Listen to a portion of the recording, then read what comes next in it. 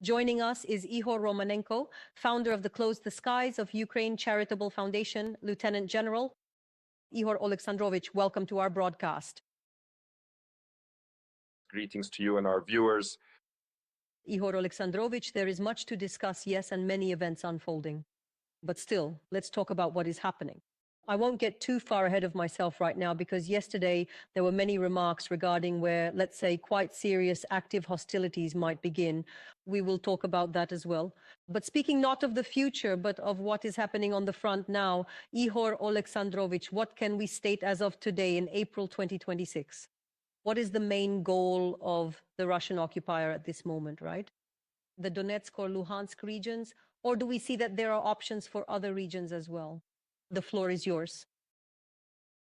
Well, the Russians are implementing two concepts for seizing our territories. First is the four regions in accordance with their illegally amended constitution in violation of international law.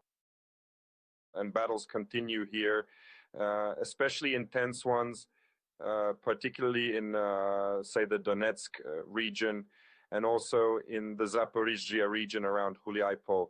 And the second is the formation of so-called sanitary buffer zones.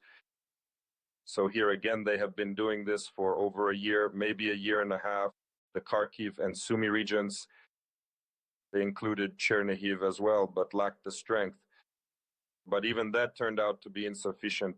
So they decided they might expand it further into the Vinnytsia region. Well, how should I put it? Appetite comes with eating. But such a Napoleonic plan, well, you might even say a scheme, or perhaps a play on words, since the number of officially listed regions is steadily growing. But in reality, we can see what is actually happening on the fronts right now. On the fronts, starting from the end of last year, Russian losses have increased significantly. Moreover, since December, monthly losses, which were around 30,000, have exceeded the number of troops the Russians are able to deploy to the front. And because of this, the situation forced Putin to move to a covert mobilization. Well, that is it in short. Let us continue. Ihor Alexandrovich, more than a dozen explosions rang out tonight in several regions of Russia. It was loud in the Krasnodar region and Tver. According to monitoring channels, the main strike hit the Krymskaya linear production and dispatch station, which supplies Transneft and is part of its structure. A fire broke out in Tver. Facilities in Gelendzhik were also hit.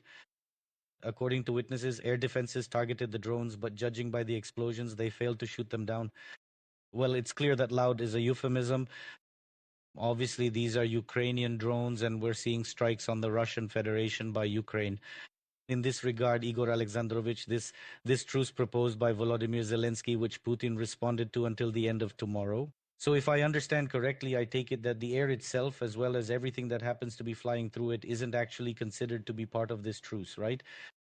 Well, at this point in time, the situation is that each country, as things currently stand, has made its own individual proposal or suggestion.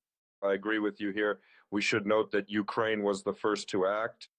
Moreover, our president, so to speak, expanded the conditions after Putin replied that it wasn't an initiative on their part, that they'd already given the order and everything else is just propaganda.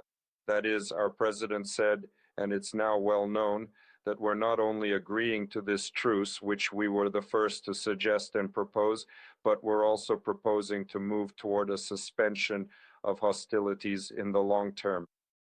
Well, if not in all spheres.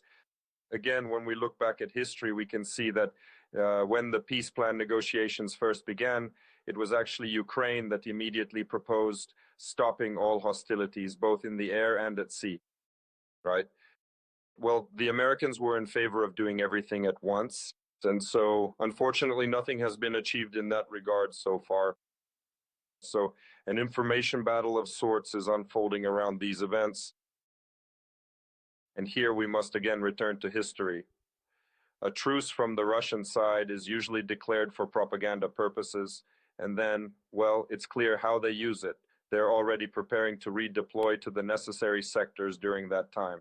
And it's very important to keep in mind where they intend to advance next. That is, to implement the spring-summer campaign they announced starting from the third decade of March as if they'd begun, and those offensive actions, the implementation of offensive plans, was actually significantly undermined by the actions of the defense forces, that is, until March 17th, when they, so to speak, began those kinds of active defense actions taken by the Ukrainian defense forces, counterattacks, in Zaporizhia, the Dnipropetrovsk region, Lyman, and so on.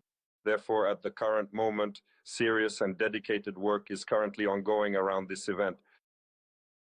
Ihor Alexandrovich, I want to ask you, with your permission, yes, it will be very difficult until September. I think that many people have already discussed this quote from the president. The president of Ukraine said this, yes, speaking about negotiations and the situation at the front. Spring and summer will be key for Ukraine, and Russia may increase the pressure. Again, I am adding this to what the president of Ukraine said. I am in the context. Yes, it is clear that the president was talking about diplomacy, but he also meant that the coming months could be difficult for the country, as well as at the front. But even now, the situation is quite difficult. Ihor Alexandrovich, I don't want to discuss this to, interpret the president's words in some way. No, I am talking about the situation actually at the front. It is spring for us now.